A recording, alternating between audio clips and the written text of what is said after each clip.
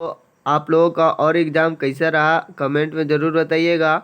आज मैं आप लोगों को इकोनॉमिक्स का जो पेपर बचा हुआ है उसका 12 वीडियो बन चुका है। अगर आप लोग पूरा देख लेते हैं, अगर अच्छा से याद कर लेते हैं तो इसमें से एग्ज़ाम में ज़रूर आता है। इतना नहीं कह सकते कि इसमें से बहुत ज़्यादा आता है, क्योंकि जो पूर्ण बुक होता है, जो मेन बुक होता है, उसको पढ़ने के बाद ही ये संभव है। तो इसलिए हमने कोशिश की है कि इसमें से कम 60-70% आ सकता है, ठीक है ना।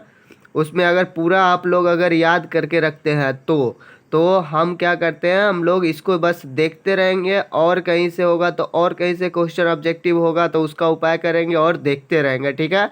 तो इस तरह से आज मैं, इससे पहले 12 वीडियो बन चुका है, 13वां वीडियो ये बनने वाला है, तो इसको आप लोग देखते रहिए, ठीक है।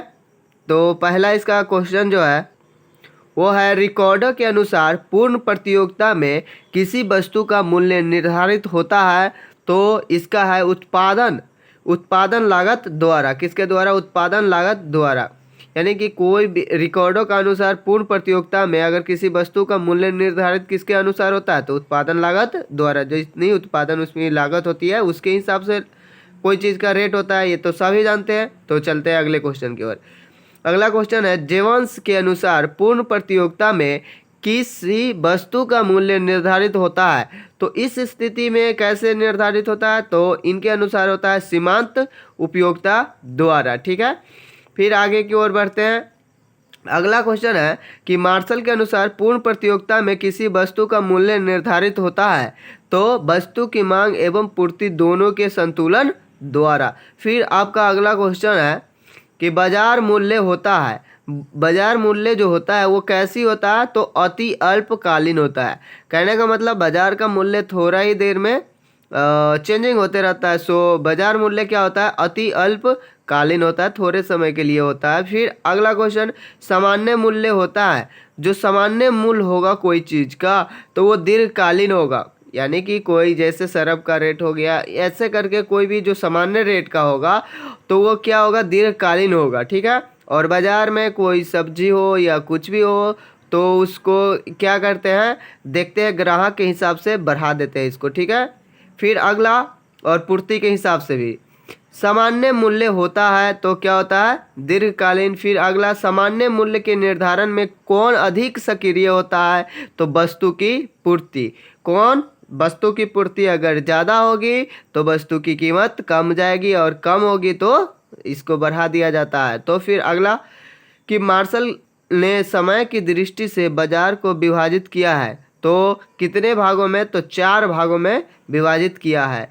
फिर आपका अगला क्वेश्चन, बाजार मूल्य के निर्धारण में प्रधानता होती है तो क्या होती है? मांग की अपेक्षा पूर्ति की, मांग की अपेक्षा पूर्ति की। फिर बाजार में मूल्य का निर्धारण की प्रधानता जो होती है वैसे मांग की भी होती है, परंतु उसकी अपेक्षा पूर्ति, यानी कि वहाँ पर अगर बाजार में माल, यानी कहने का मतलब सामान बहुत अधिक है तो उसकी रेट कम रहेगी, ठीक है। और ज़्यादा, बहुत कम रहेगी तो उसकी रेट ज़्यादा रहेगी।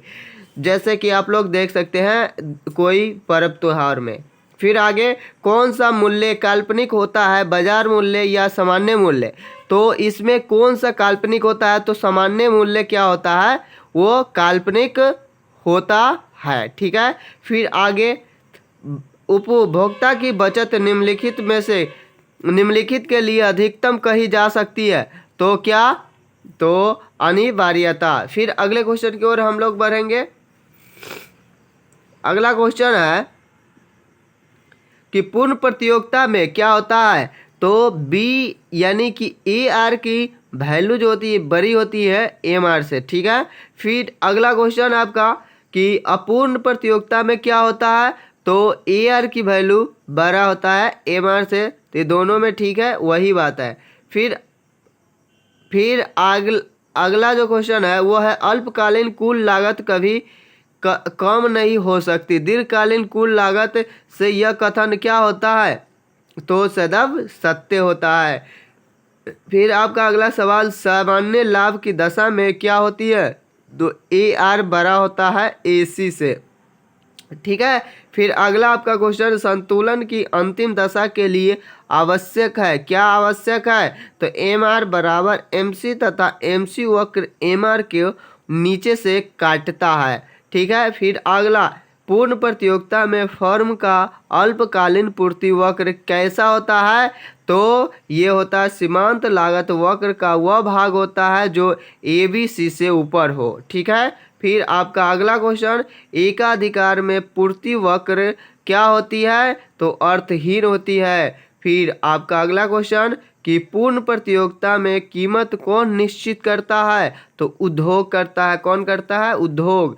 फिर अगला आपका क्वेश्चन कि दीर्घ काल में मूल्य एक होने के कारण पूर्ण प्रतियोगिता के अंतर्गत वस्तु की मांग रेखा एक्स अक्ष के समांतर होती है, अर्थात कहने का क्या मतलब है? तो मांग पूर्णता लोचदार होती है। क्या होती है?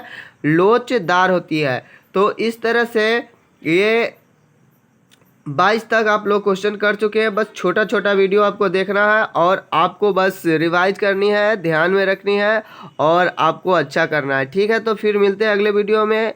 आप लोग अभी तक अगर लाइक नहीं किए हैं तो इसको लाइक करना मत भूलिएगा और जिसके पास बुक नहीं उसके पास शेयर भी कर दीजिएगा। Thank you for watching.